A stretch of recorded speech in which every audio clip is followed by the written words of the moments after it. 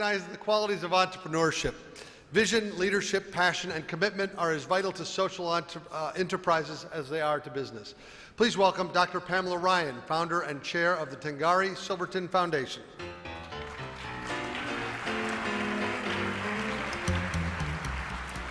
Good evening, everybody.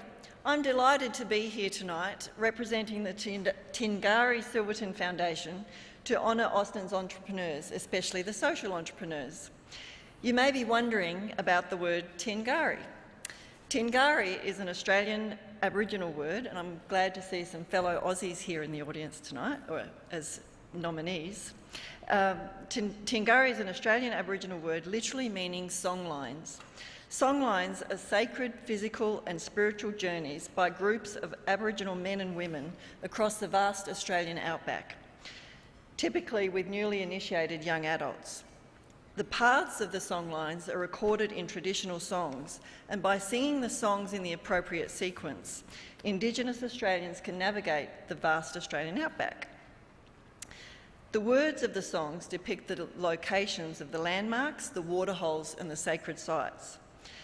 And the melodic contours of the songs describe the melodic contours of the land. So the rhythm of the song is as crucial as the words. In Australia, these songlines are passed down from generation to generation as elders sing the land, the tribal lore and the ancient customs to the young adults. It's a tradition that spans tens of thousands of years in Australia.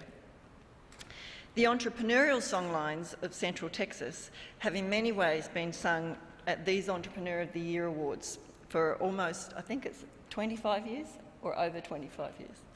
And I've been very fortunate to attend quite a few of these since the late 1980s when I first moved to Austin. At that time, the beat and the rhythm of the Central Texas songlines were barely audible.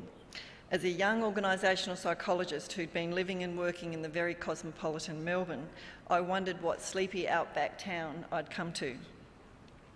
I now know that I was fortunate to witness up close the composing of many early Central Texas entrepreneurial songlines. I can picture Nav Such as a young, enthusiastic and idealistic chip designer at Crystal Semiconductor. I see Joe, Ken, Jeff and Bill, barely 30, starting Austin Ventures with the huge sum of $28 million. I see Brian Sharples just dreaming up his first successful entrepreneurial adventure in Telequest with fellow entrepreneur Peter Zandan. Since then, over 2 decades later, the rhythm and the beat of the songlines of Austin in particular are literally heard all over the planet. HomeAway.com has listings in my hometown in the middle of the Australian outback, 600 miles west of Sydney, just a stone's throw from the little community of Silverton, the inspiration of our initial naming of our foundation, and where the universal songlines of both business and social entrepreneurship beat loud and strong. With Austin now the 11th largest city in the United States, Austin's songlines generally relay stories of success and growth and prosperity. But the social entrepreneurs who are here tonight know too well that with the prosperity of the fortunate comes hardship for the less fortunate. Tomorrow, our youngest daughter graduates from Austin High School. She's one of the lucky ones. For our daughters and other students born to a zip code on the advantage side of the digital divide, they inherit songlines that perpetuate high education, good careers, health and prosperity. But our daughters know only too well, there but for the grace of the universe or the zip code lottery, go I. Kids born on the disadvantaged side of the digital divide, in the poorer zip codes, inherit more sinister songlines. Their future is limited and sometimes bleak. Many of them don't make it to graduation. Some drop out when they give birth as a teenage parent, get caught up in gangs, end up in prison, or seriously sick or dead before they should be. It is often the unsung work of the social entrepreneurs that so positively impacts those on the disadvantaged side of the divide.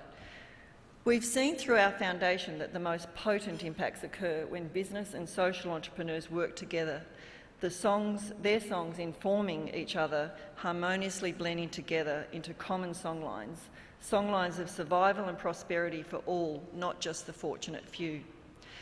I also work closely with international NGO Psychology Beyond Borders. Our mantra is do no further harm. Some business and social initiatives do harm. Our own research into the psychology of microfinancing shows that microfinancing is actually not as universally beneficial as the dominant narrative suggests. In some communities around the world where women are particularly empowered, microfinancing can inadvertently change the power structures in families and communities, leading to increased domestic violence as men become disempowered and lose control.